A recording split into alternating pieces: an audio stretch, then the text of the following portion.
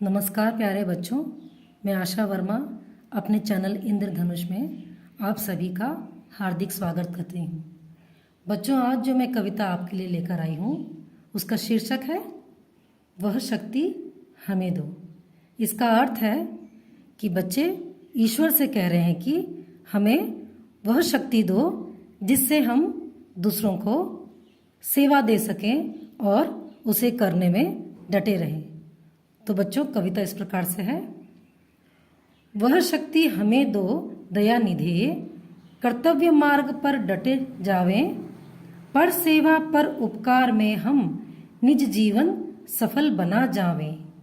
हम दीनहीन निबलों विकलों के सेवक बन संताप हरें, जो है अटके भूले भटके उनको तारे खुद तर जावे।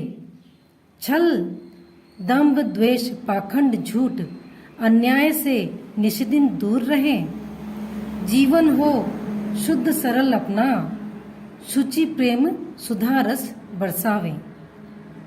निज आन बान मर्यादा का प्रभु ध्यान रहे अभिमान रहे, जिस देश जाति में जन्म लिया बलिदान उसी पर हो जावे।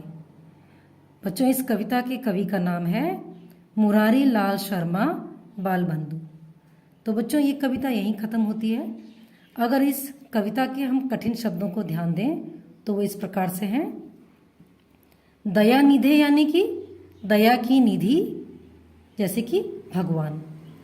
डट जावे यानी कि अड़ जावे, अपनी जगह से हिले नहीं। पर सेवा पर उपकार यानी कि दूसरों की सेवा, दूसरों की भलाई। दीनहीन यानी गरीब लोगों को। निबलों विकलों यानी कि जो कमजोर हैं, जो असहाय हैं, जो बेचैन हैं।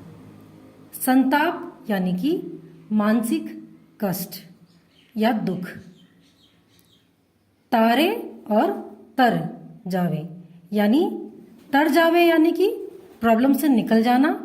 तारे यानी कि दूसरों को भी प्रॉब्लम से निकाल देना। दंभ द्वेष यानी कि कोई भी घमंड या जलन। पाखंड झूठ यानी कि दिखावे और झूठ से हम हमेशा निष्दिन यानी कि हमेशा दूर रहें। शुचि यानी कि पवित्र। सुधा यानी अमृत रस। आन बान मर्यादा यानी मान सम्मान, जो हमारी एक सीमा में बनी रहे। अभिमान यानी गर्व रहना, घमंड रहना। बलिदान यानी अपने आप को अपने देश के लिए बलिदान कर देना, अपनी जान को कुर्बान कर देना।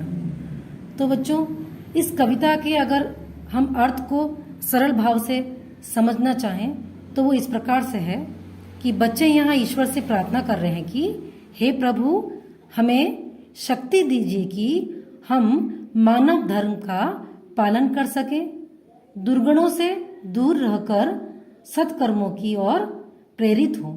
दुर्गुणों यानी कि बुरे कर्म को करने से, बुराइयों को करने से हमेशा दूर रहें। सत्कर्मों यानी कि अच्छे कर्मों को करने के लिए, अच्छी भलाई को करने के लिए हम हमेशा आगे की ओर बढ़ते रहें। तो बच्चों, ये कविता यहीं समाप्त होती है। धन्यवाद।